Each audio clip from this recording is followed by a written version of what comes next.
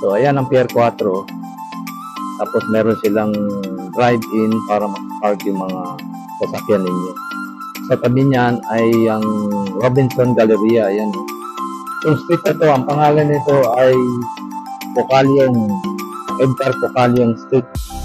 So, tingnan natin. Halika. So, pasok tayo dito.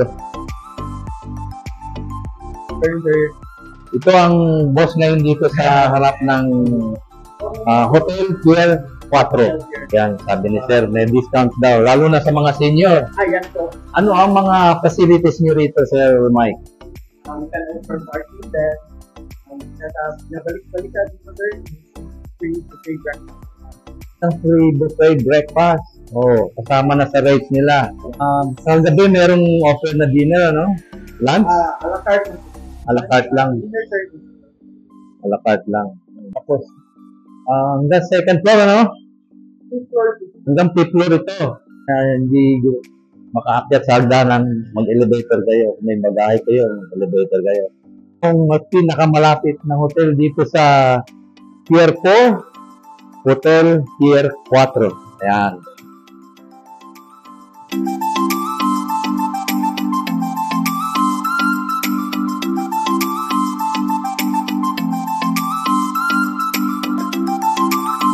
Ito, nandito tayo sa lobby ng Hotel Pier 4 at merong gate na tanong ko lang, bakit napili nyo ang Hotel Pier 4, man? Pwede ang pamilya. Kung masulod sila tanan.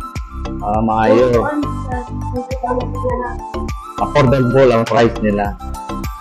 Tapos free breakfast, ano? Yan. Eh di mga bata, gusto ang free breakfast. Yan. Anong pangalan mo, ma'am? Nakila. Yan. Gusto mo mag-shoutout kung sinong friends nyo, kamag-anak man?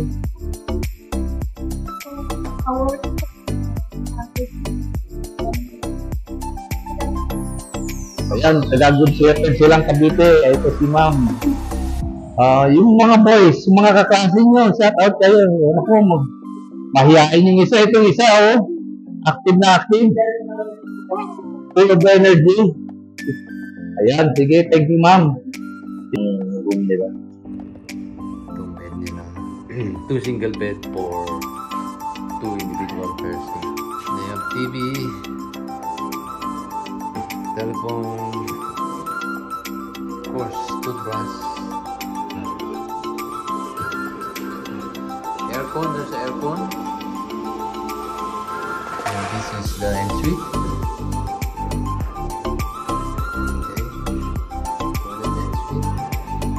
Shower with hot water.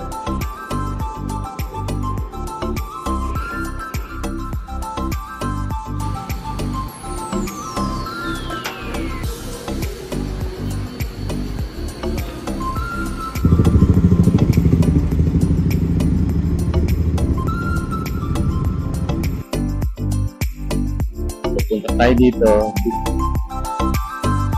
Papuntang pier ito.